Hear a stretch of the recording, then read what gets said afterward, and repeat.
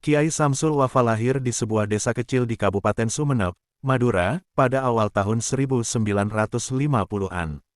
Desa itu dikelilingi ladang tembakau dan lautan pasir merah yang khas Madura. Keluarganya adalah kalangan sederhana, namun kuat dalam nilai keagamaan. Ayahnya adalah seorang pengajar Al-Quran di Langgar Desa, sedangkan ibunya dikenal sebagai perempuan bijak yang sering menolong sesama. Sejak kecil, Samsul sudah terbiasa mendengar lantunan ayat suci di telinganya. Pada usia 5 tahun, ia sudah bisa membaca Al-Quran dengan tartil.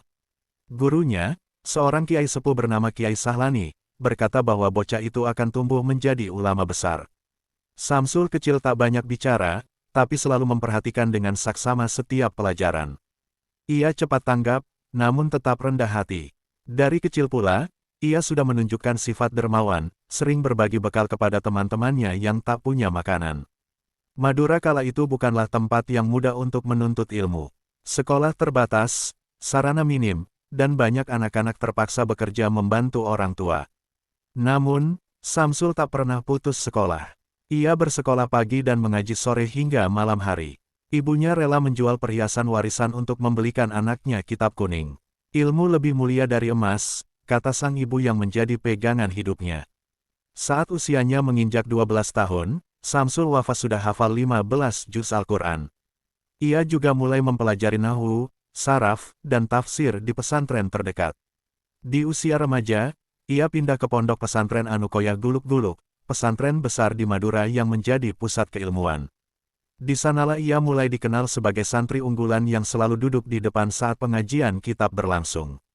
Kiai Anukoyah saat itu, Kiai Haji Waritz, mengangkatnya sebagai asisten pengajar meski usianya baru 16 tahun. Disinilah kematangan spiritual dan intelektual Samsul diuji. Ia bukan saja rajin belajar, tetapi juga gemar membantu santri yang kesulitan memahami pelajaran. Dari situlah muncul istilah, santri untuk santri, yang kelak menjadi semboyan hidupnya ketika ia menjadi pengasuh pondok sendiri.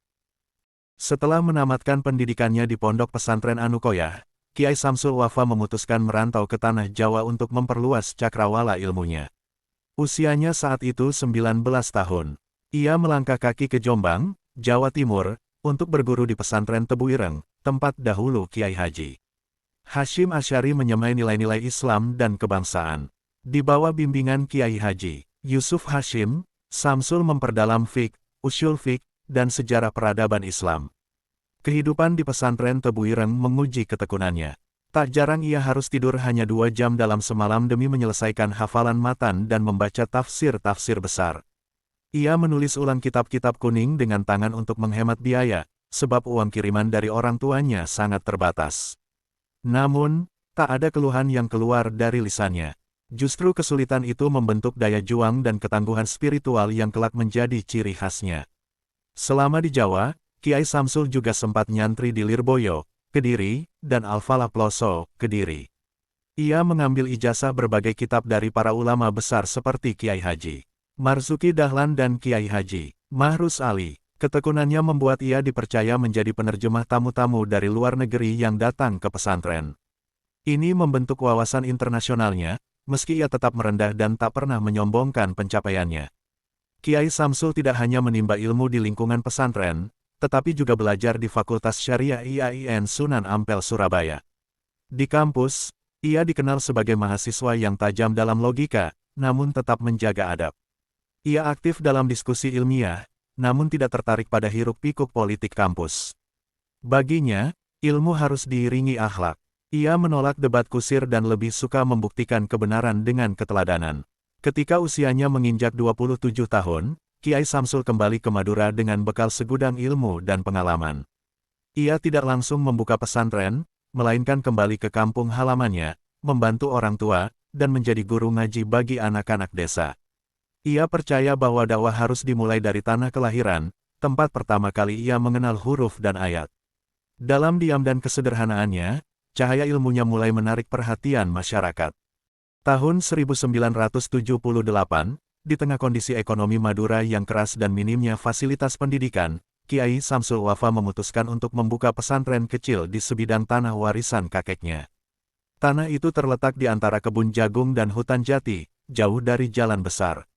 Awalnya hanya berupa gubuk bambu beralas tikar, tanpa dinding permanen, dan dengan penerangan lampu minyak. Meski begitu, dalam waktu 2 minggu, sudah ada 5 santri pertama yang datang mengaji. Kiai Samsul memberi nama pesantrennya, Pondok Pesantren Al-Wafa, yang berarti ketulusan dan kesetiaan, nilai yang ia pegang sepanjang hidup. Ia mengajar sendiri seluruh kitab, dari Jurumiyah, Imriti, hingga Tafsir Jalalain. Tidak ada bayaran yang ditetapkan bagi para santri. Yang penting adalah niat dan kesungguhan belajar. Ia sering berkata, santri bukanlah beban, tapi cahaya yang membawa harapan. Tantangan datang bertubi-tubi. Ada kalanya hanya ada 1 karung beras untuk memberi makan 20 santri selama sepekan. Kiai Samsul sering berpuasa agar jatah makan bisa diberikan pada santrinya. Ketika hujan lebat, atap bambu bocor dan kitab-kitab nyaris basah. Tapi tak ada yang menyerah. Malam-malam mereka tetap belajar di bawah temaram pelita, dan pagi harinya para santri membantu warga mencangkul ladang sebagai bentuk pengabdian sosial. Nama pesantren itu mulai terdengar ke pelosok desa karena pendekatan Kiai Samsul yang lembut namun tegas. Ia dikenal mampu menyatukan masyarakat yang terpecah karena konflik politik dan adat. Ia tidak memilih-milih siapa yang boleh mengaji. Tukang becak, anak petani, bahkan anak-anak yang pernah membolos sekolah pun disambut dengan tangan terbuka. Nilai-nilai egaliter ini membuatnya dicintai, meski ia tetap menanamkan disiplin keras. Pada akhir dekade 1980-an, pesantren Al-Wafa mulai mendapat perhatian dari para tokoh agama dan pendidikan. Sumbangan kitab, beras, dan semen mulai berdatangan. Beberapa santrinya mulai dikirim ke pesantren besar di Jawa untuk memperluas keilmuan. Kiai Samsul membentuk sistem kaderisasi santri senior agar pesantren tetap hidup meski ia harus bepergian. Ia mulai menerima undangan ceramah ke luar Madura, membawa serta nilai-nilai pesantren yang menekankan cinta tanah air dan cinta ilmu. Tahun 1993, sebuah konflik berdarah terjadi di salah satu kecamatan di Sumeneb akibat perselisihan antara 2 kelompok tokoh masyarakat. Awalnya dipicu oleh masalah warisan dan perbedaan politik desa, lalu merembet menjadi konflik horizontal yang menelan korban jiwa. Di tengah situasi tegang dan aparat kesulitan masuk, nama Kiai Samsul Wafa disebut oleh warga sebagai satu-satunya sosok yang mungkin bisa memediasi. Dengan sorban putihnya, Kiai Samsul Wafa datang tanpa pengawalan. Ia berjalan kaki menyusuri jalanan desa yang penuh ketegangan. Setibanya di tengah masa, ia tidak langsung bicara. Ia hanya mengumandangkan azan, yang membuat seluruh kerumunan terdiam. Setelah itu ia duduk di tanah dan berkata, jika kalian ingin darah berhenti, maka mulailah dari lutut yang rendah, bukan dada yang membusung. Kata-kata itu menjadi awal dari dialog yang membuka pintu damai. Kiai Samsul menggelar musyawarah terbuka dengan kedua belah pihak selama 3 hari berturut-turut. Ia tak memihak siapapun, hanya pada kebenaran dan keadilan. Ia mengutip kisah Nabi Muhammad dalam mendamaikan suku Quraisy saat meletakkan Hajar Aswad, dan menyamakan pentingnya kehormatan kampung halaman dengan kehormatan Ka'bah.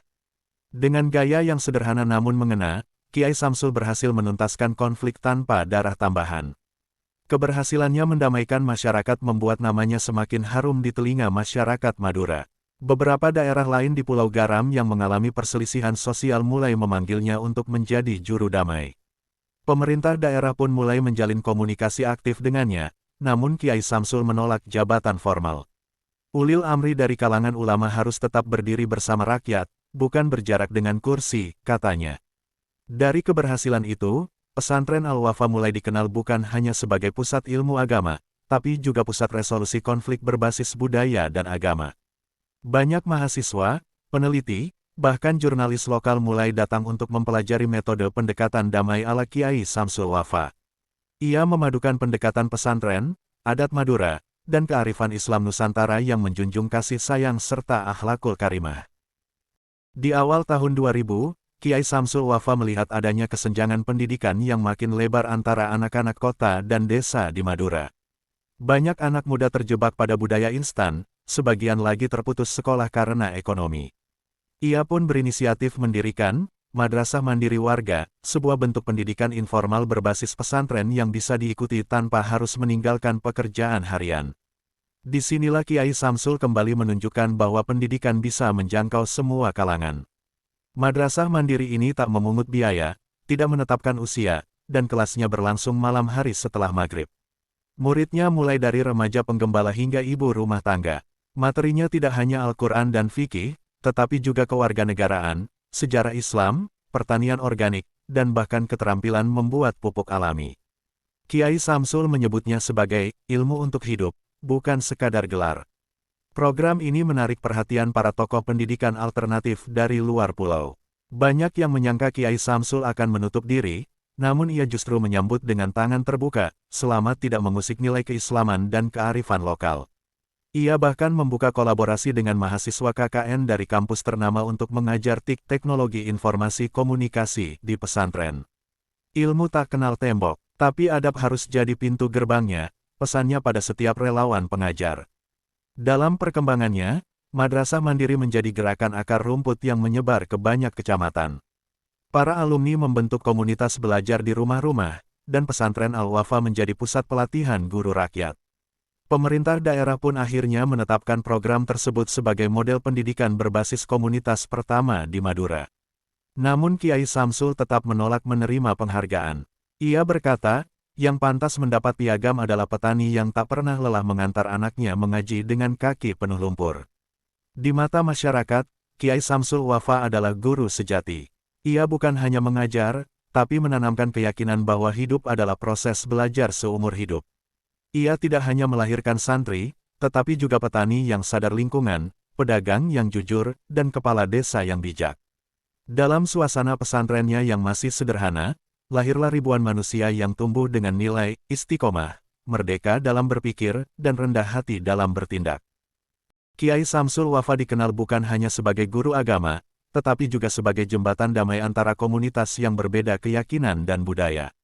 Di wilayah pesisir Sumeneb terdapat sejumlah desa yang penduduknya memeluk agama berbeda dan hidup berdampingan dengan warga Muslim. Kiai Samsul sering hadir di tengah mereka bukan sebagai tokoh Islam eksklusif, melainkan sebagai sosok kebudayaan yang menjunjung nilai persaudaraan. Iman harus menguatkan hati, bukan melemahkan hubungan antar manusia, begitu salah satu petuahnya. Dalam berbagai forum lintas agama yang digelar pemerintah daerah, Kiai Samsul selalu tampil sebagai tokoh yang menyejukkan suasana. Ia tidak pernah membawa narasi konflik, namun menekankan pentingnya nilai, ta'aruf, dan tasamuh, saling mengenal dan saling toleransi. Ia mengutip ayat-ayat Al-Quran yang menekankan keragaman sebagai anugerah Tuhan, bukan ancaman. Bahkan dalam beberapa acara, ia pernah duduk satu panggung dengan pendeta dan pemangku adat sambil membahas nilai-nilai kemanusiaan. Ketika konflik bernuansa agama melanda beberapa daerah di luar Madura pada awal 2000-an, Kiai Samsul turut diundang sebagai penengah. Di Ambon, ia datang sebagai bagian dari delegasi tokoh pesantren. Di Papua, ia berdialog dengan pemuka agama lokal dan tokoh adat. Meski perjalanannya melelahkan, ia selalu mengatakan bahwa dakwah terbesar adalah mempertemukan hati yang telah lama terpisah oleh prasangka dan luka sejarah. Perannya itu pun dilirik oleh sejumlah tokoh nasional, termasuk dari kalangan Nahdlatul Ulama dan Muhammadiyah.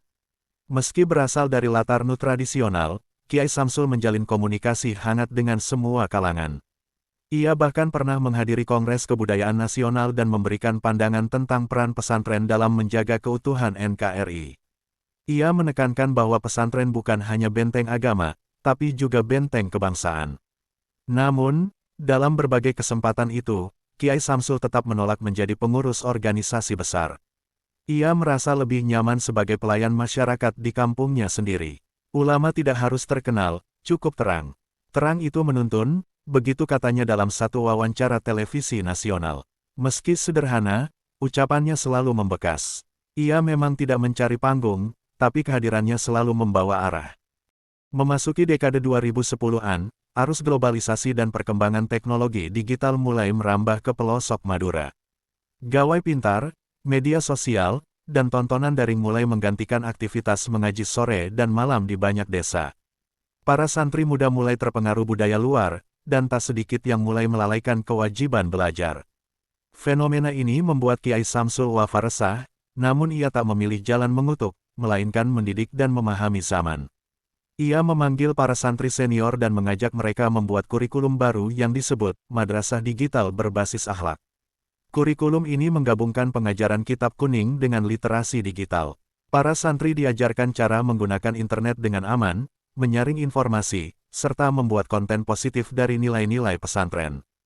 Jangan takut pada teknologi, tapi takutlah bila akhlak hilang saat kita memegang teknologi, ucapnya pada pertemuan perdana madrasah itu.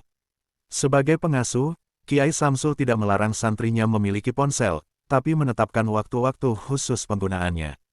Ia membuat aturan, tidak ada ponsel di kelas, tidak ada selfie di masjid, dan tidak ada unggahan yang bisa menyakiti martabat orang lain.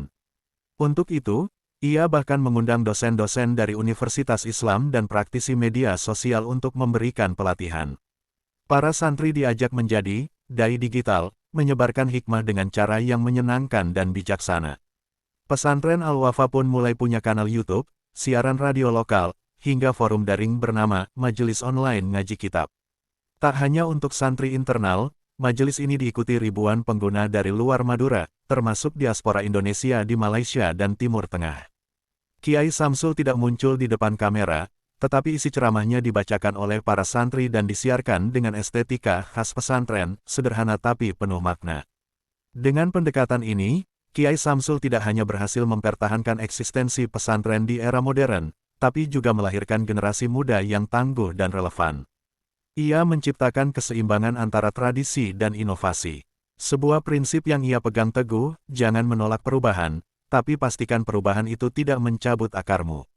Dengan begitu, nilai-nilai luhur tetap hidup, meski dunia terus berubah.